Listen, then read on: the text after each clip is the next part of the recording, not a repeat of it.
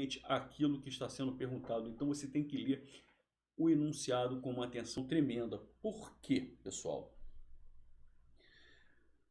A maior parte das questões, como está escrito aqui, quase todos os enunciados solicitam respostas explícitas no texto. Principalmente quando é redigido segundo o texto, de acordo com o texto informa, o autor diz. Mas, em contrapartida, tá, existem questões de inferência textual. Tá? Então, quando vem no enunciado, infere-se, pode-se inferir, o candidato deve realizar uma dedução. Então, vou aqui explicar rapidamente o que é isso. Certo? Então, nós temos dois tipos de enunciado. Um tipo de enunciado que solicita algo que esteja exposto, explícito no texto, e um tipo de enunciado, tá, que não pede algo exposto, explícito no texto. Eu vou falar e vou me aprofundar um pouco mais sobre isso. Já já. Pede algo que esteja além do texto, que seja uma dedução a partir do texto. Então, o texto oferece elementos para você partir para algo que esteja além. É uma dedução.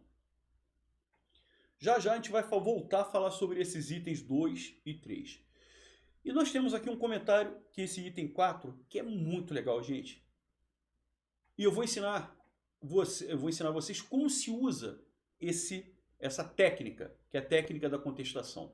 Tente usar contestações preliminar alternativas. Isso é importantíssimo. Eu vou colocar isso na prática.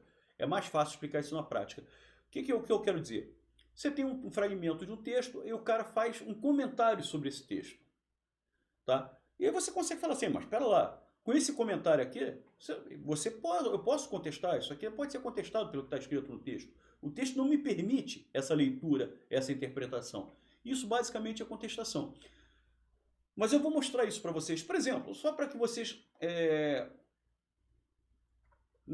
por exemplo, se a frase vier no texto, poderá chover amanhã. Poderá chover amanhã. Se a alternativa vier, choverá amanhã, você consegue contestar. Pô, pera lá.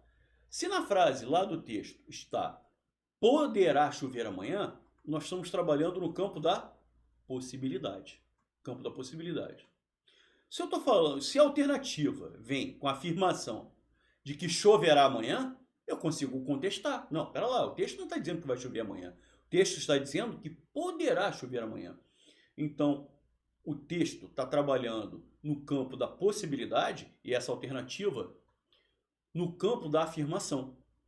Isso é contestação, você usar algum elemento do texto para contestar a informação que aparece na alternativa. Legal? Bom, aqueles itens 2 e 3, né? Nós vamos agora falar sobre eles, nós vamos nos aprofundar. Então, gente, vamos lá. O que é a recorrência textual? Como eu disse para vocês,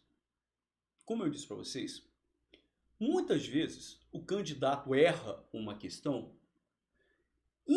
lendo e entendendo o texto. Pô, se o cara leu o texto, compreendeu o teor do texto, por que ele errou a questão? Será que o problema está no texto? Ou será que o problema está na interpretação do enunciado do texto? Isso que é importante, às vezes, você chamar atenção. Muitas bancas trabalham, isso eu vou mostrar para vocês, muitas bancas trabalham com duas alternativas coerentes com o texto. Duas alternativas coerentes com o texto. 3, você elimina. 3, você consegue contestar. Você utiliza a técnica da contestação. Não, pera lá. Isso aqui não está dito no texto. Isso aqui contradiz o texto. Você elimina a maior parte das questões, a maior parte das opções, perdão, das alternativas, você consegue eliminar contestando.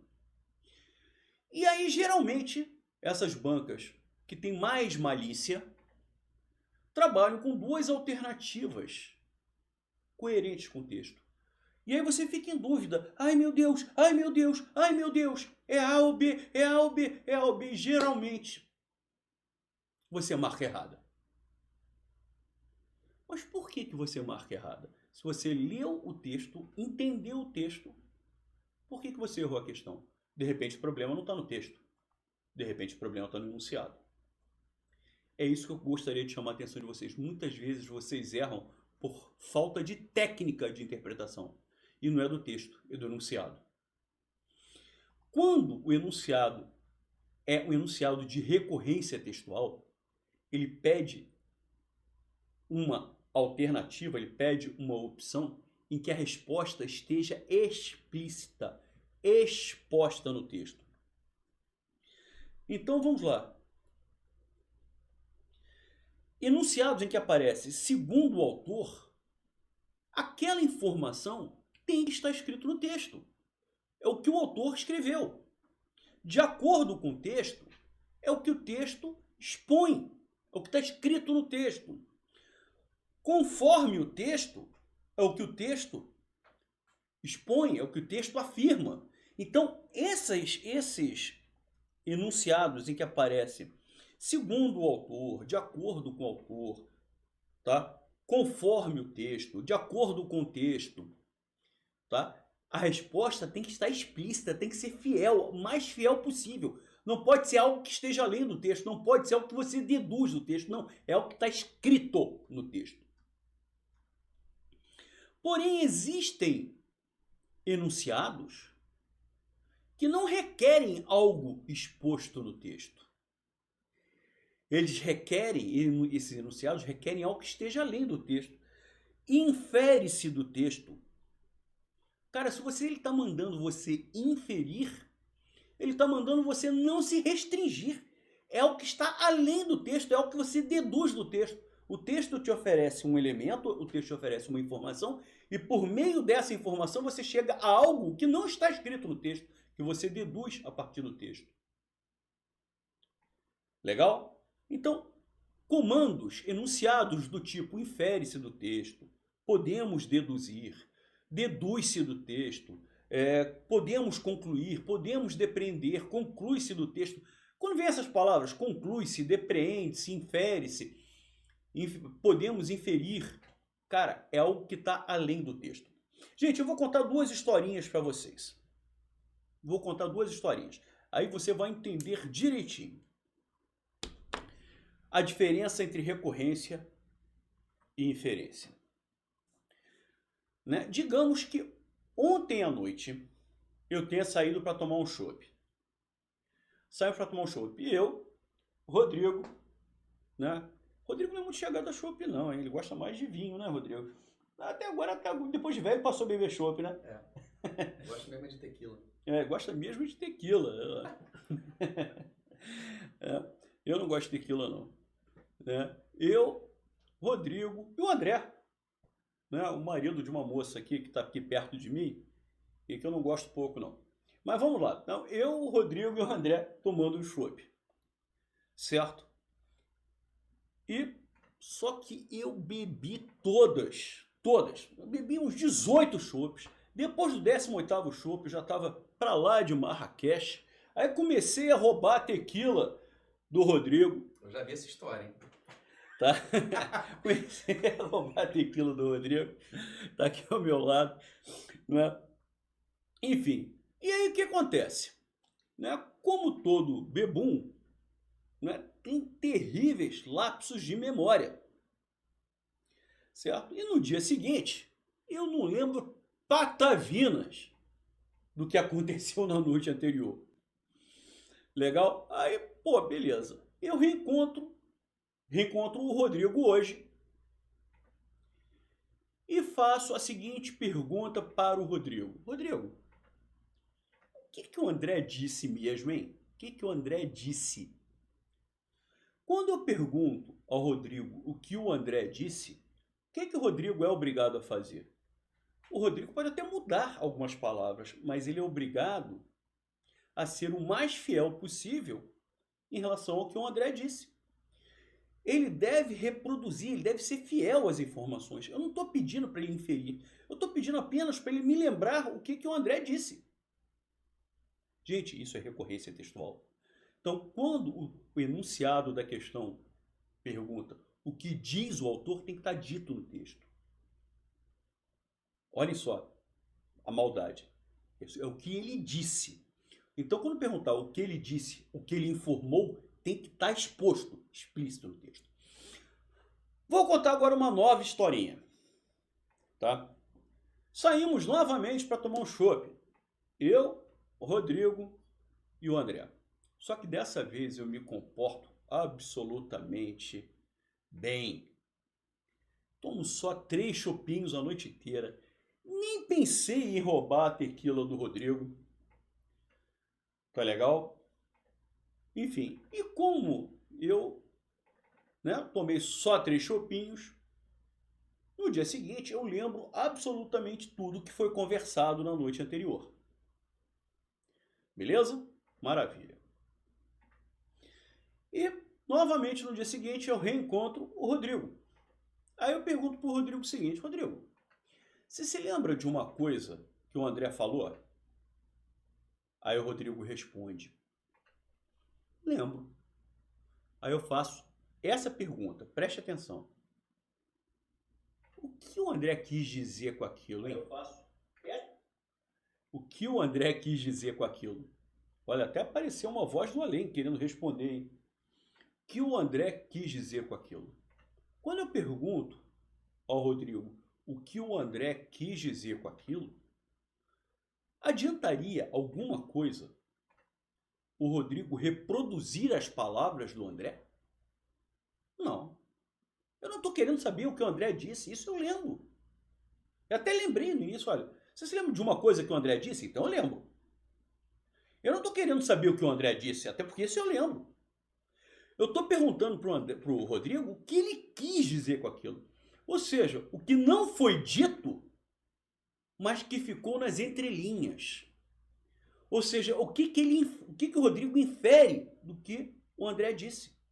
O que ele deduz, qual foi, de repente, a malícia, a maldade daquele comentário. Então eu não estou pedindo para o Rodrigo se restringir ao que o André falou. Eu estou pedindo para ele ir além, para ele interpretar, para ele imaginar qual foi a maldade, qual foi o além que ele não disse, mas que ele deu a entender. Isso é inferência textual. Então, isso é o que está além do texto. Sentiram a diferença? Então, quando a banca perguntar o que o autor quis dizer, não é algo que esteja explícito no texto, não. Não é algo que esteja exposto no texto, não. É o que ele não disse, mas que ele quis dizer. É o que você interpreta, é o que está além daquilo que está escrito no texto. Gente, isso é lindo. O que o autor pretendeu informar. Então ele não informou, ele pretendeu informar. Então você tem que deduzir, tá, algo que esteja além daquilo que está escrito. Isso é inferência textual. Uma coisa que eu chamo a atenção de vocês também é sinonímia. O que é isso aqui? Sinonímia. Sinonímia vem de sinônimos. Tá? Aqui eu nem selecionei questões de sinônimos. Mas uma coisa que eu chamo a atenção de vocês.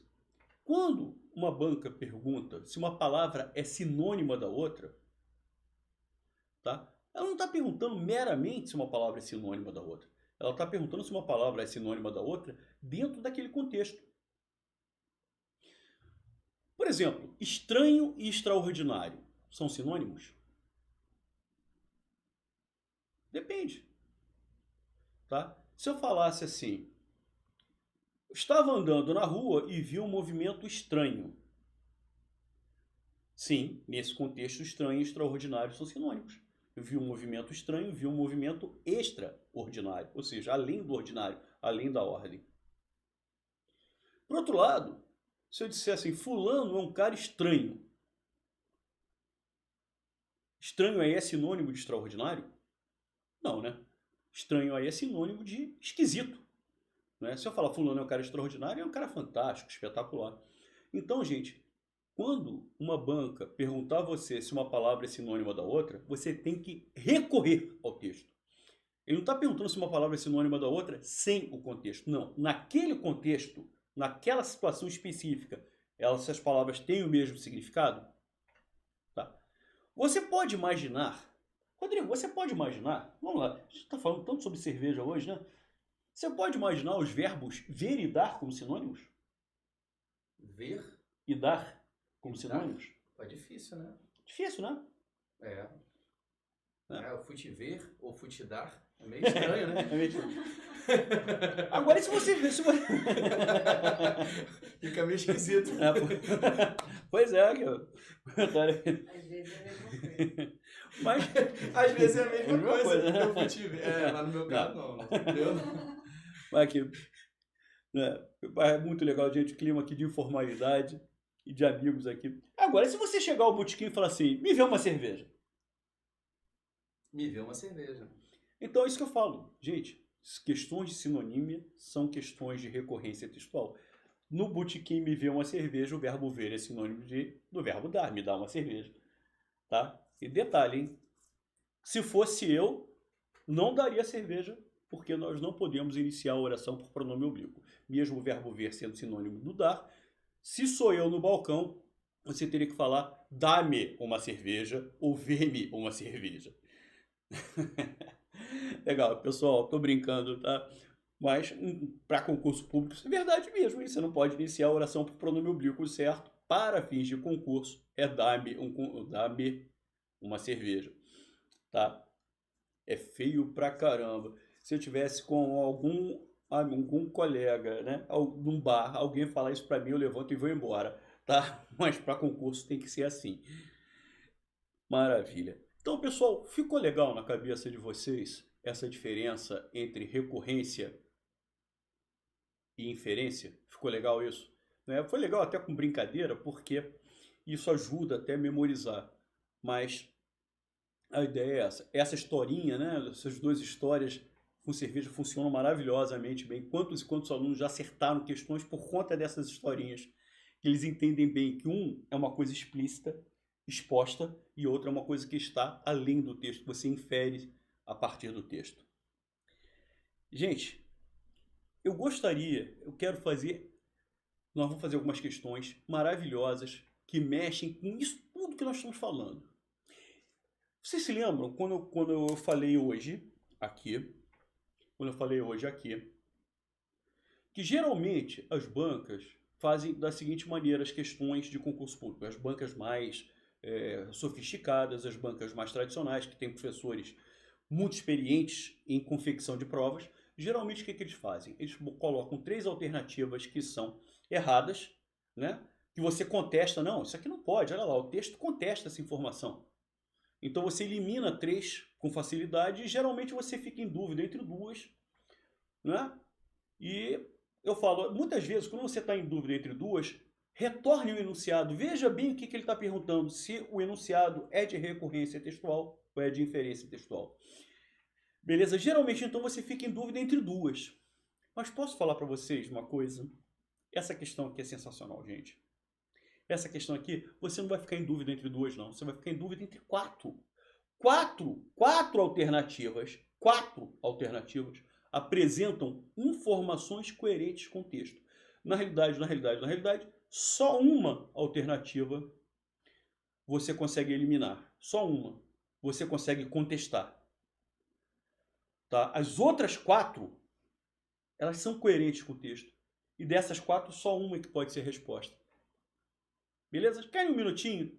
Vamos tentar errar? Porque também o erro faz parte da aprendizagem. E aí eu explico tudo isso que eu falei na prática. A técnica toda de interpretação vem na explicação que eu vou dar a seguir. Então eu vou dar um minutinho para você.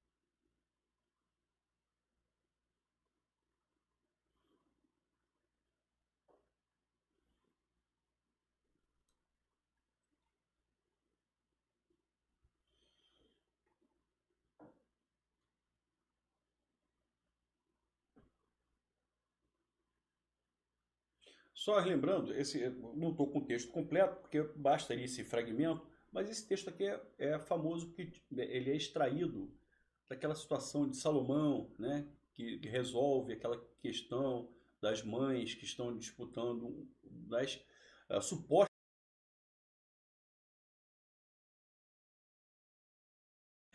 Tá, gente, só que o professor de concurso público, em vez de usar macete, em vez de usar dica, usa bizu. E o comentário que eu acho mais legal, quantas ao português para concursos, detestando o português e saem apaixonadas pela língua portuguesa. Então, o que eu quero? Vocês já assistiram a 2 aulas, eu quero que você identifique as transformações que já aconteceram contigo e compartilhe o resultado aqui conosco. Coloque tanto no chat quanto no Instagram. Façam-me esse favor. Isso é muito legal, muito importante. Dizer que transformações você já percebeu em si mesmo. Tipo, pô, depois dessa semana do português, eu nunca mais vou ser o mesmo. Eu vou agir de forma diferente. Por quê? Porque você percebe que existe uma transformação em você. Tá? Então, compartilhe aqui conosco, tanto no chat quanto no Instagram, tá? Aqui, @professor_Rosenthal, certo? Maravilha.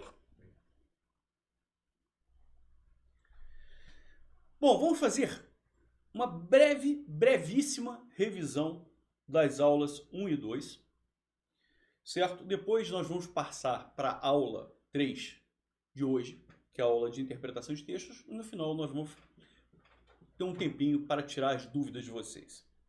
Mas antes, olha que legal. Aqui já alguns comentários, né? Meire Silva, estou motivado, estou aprendendo a acreditar mais em mim. Gente, isso é fundamental. Aliás, as pessoas têm que acreditar em si mesmo. Eu sempre falo, se você não acreditar em si mesmo, ninguém vai acreditar. T. Rodrigues, boa noite a todos, estou muito feliz de estar aqui e pelo professor Rosenthal está fazendo a diferença em nossas vidas. Puxa, que legal. Vocês não podem... Gente, eu sou uma pessoa que sou apaixonado pelo ser humano. Quando eu vejo esse tipo de comentário, pô, eu vou às nuvens. Até porque eu só quero o bem de vocês. Estava desanimada, mas depois de ver suas aulas, aprendi. Ou estudo, ou estudo. E eu falo sempre isso para vocês, é isso mesmo, ou estudo, ou estudo. Eu, Rosenthal, vocês devem ter percebido que eu estou uns 3 ou 4 quilos, só isso, acima do peso. Tá? Eu gostaria de ter sido jogador de futebol, mas eu acho que eu estaria mais próximo da bola do que de um jogador de futebol.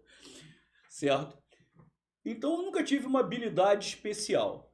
Infelizmente, canto muito mal. Outro dia participei de um karaokê. Minhas notas são péssimas no karaokê.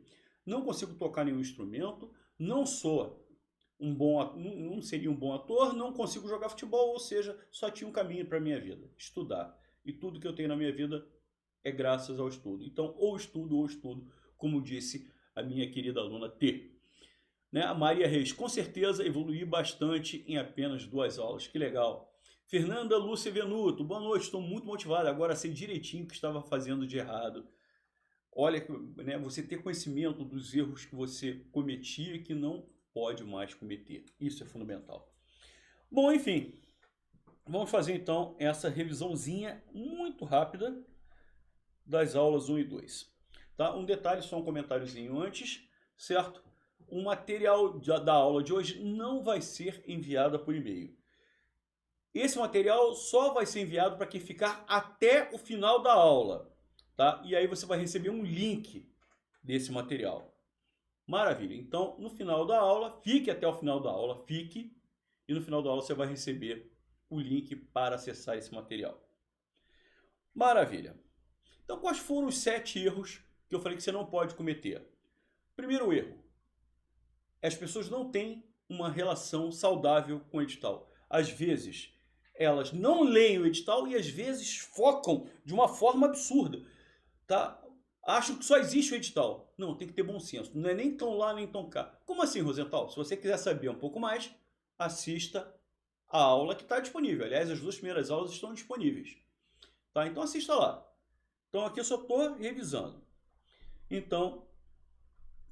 nós temos essa advertência, cuidado com os materiais e aulas que são apenas focados nos conteúdos dos editais, mas não consideram aquilo que realmente cai em prova. É isso que eu falo, é o exagero de ficar você se ater, se restringir ao que está no edital. Esse é um erro que muitos candidatos cometem.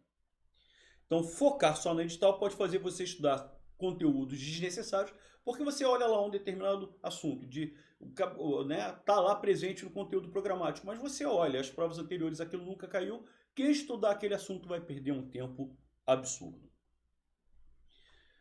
Segundo erro, gente, esse erro você não pode cometer, de jeito nenhum. Para mim, talvez está entre os 2 ou 3 mais graves, é não dar atenção aos enunciados.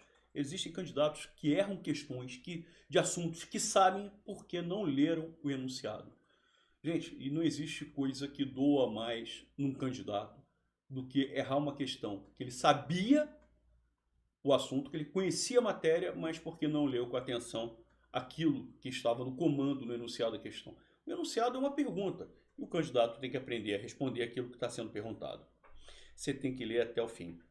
Então, como está aqui a advertência, é praticamente impossível passar em concurso estudando apenas conteúdos gratuitos na internet, porque esses conteúdos, em geral, são incompletos, não são sequenciais e, às vezes, estão errados. O meu, até mesmo, vou fazer um exemplo, você vai falar mal de si mesmo, as lives que eu faço são muito legais, mas são incompletas. Por exemplo, quando eu pego conjunção para trabalhar numa live, eu não pego o assunto completo, eu pego um caso, 2. Tá? Mas não mais que isso, porque uma live não permite. O curso é um curso, vê todos os casos, prepara você efetivamente. Então, quando você quer realmente se preparar, gente, a live, tá, pode ser um elemento a mais, pode agregar, mas não é por ali que você vai conseguir passar em concurso. Tá? E essas apostilas, esses materiais didáticos que são vendidos por aí, gente, muito cuidado com eles, muito cuidado. Porque eu já vi tanta barbaridade escrita, meu Deus do céu, você não pode imaginar. Tá? Além disso, você terá que perder horas anotando o que o professor fala ou terá diversos materiais espalhados, o que dificultará demais as suas revisões.